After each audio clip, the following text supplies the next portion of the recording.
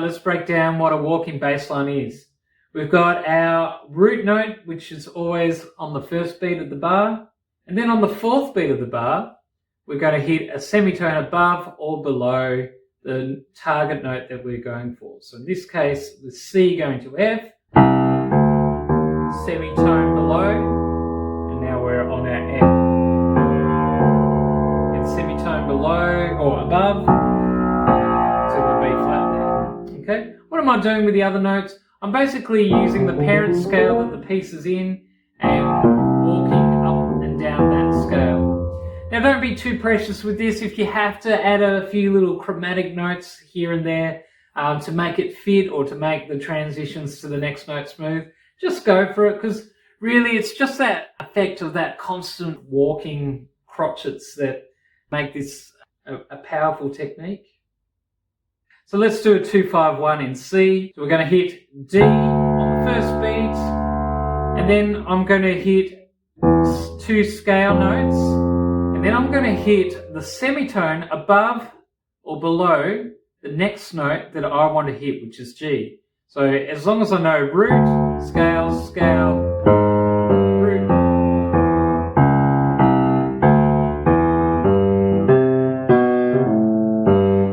In this case, I'm doing C for 2 bars. I would like to either do 1 C and a lower octave, 1 C and a higher octave, or the other way around.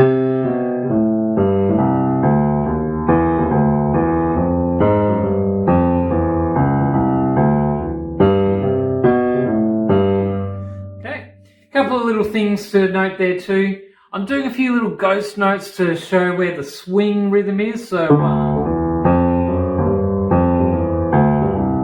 see those little and I'm trying to accent those offbeats too. The other thing I'm trying to do is actually accenting 2 and 4 because that's going with that. I'm trying to emulate that that hi-hat pattern that drummers would normally do in jazz.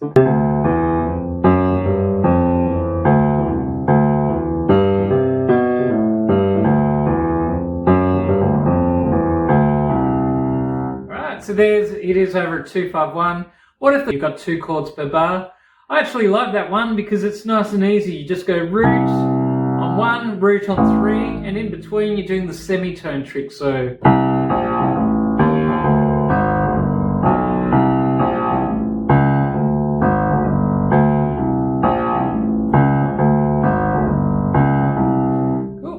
you don't strictly have to do that semitone thing. Sometimes I'm just doing it from the scale.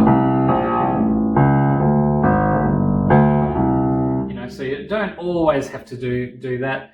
And look, yeah, there's rules, but you know, you can use your ear as a guide. A lot of jazz progressions are circle of fifths. These are great ones for walking bass lines. So for example, 2-5-1 in B flat.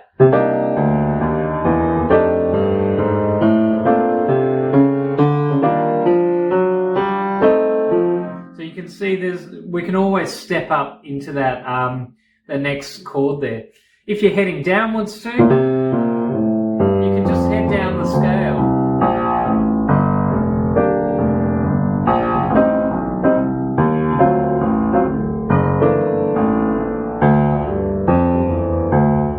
Yeah, so there are my basics.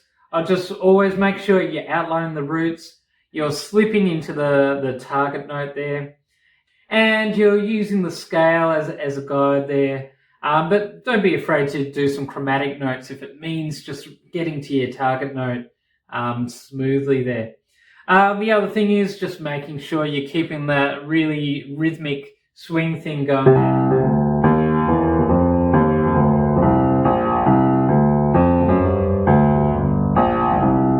Every now and then I'll do this little you know, so that's like a nice little technique that I hear bass players do.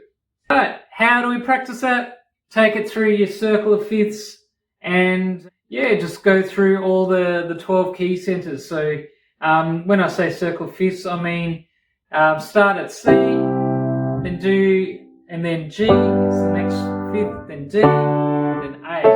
So what I mean by that is a 2-5-1 in C is D, G, C. Then your 2-5-1 in G, 2-5-1 in D.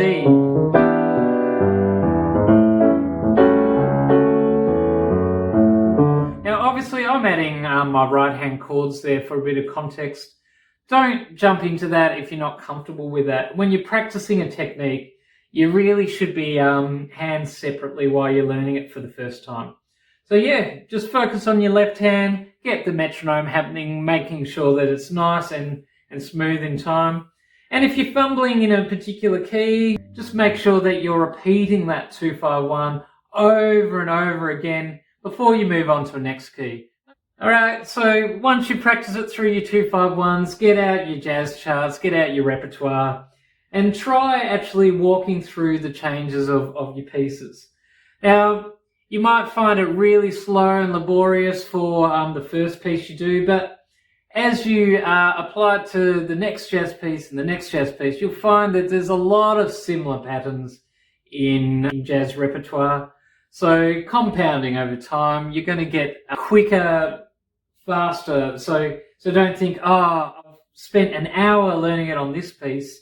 Now it's going to be that same amount of time I'm learning it on that other piece.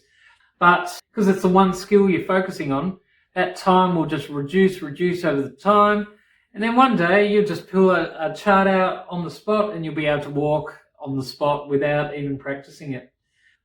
So I would try and nail this one because it's quite a good fundamental technique for particularly your solo jazz playing, but also for accompaniment style. So if you can kind of get those under your belt, it's going to serve you well in lots of different situations there. And even if you are working with a bass player, it's actually just going to make you appreciate what that bass player is actually doing because you will understand the theory behind them. Hey guys, I hope you really enjoyed my explanation of walking bass lines for piano. Keep following the channel because I've got plenty of ideas to help you on your music journey. See you in the next video.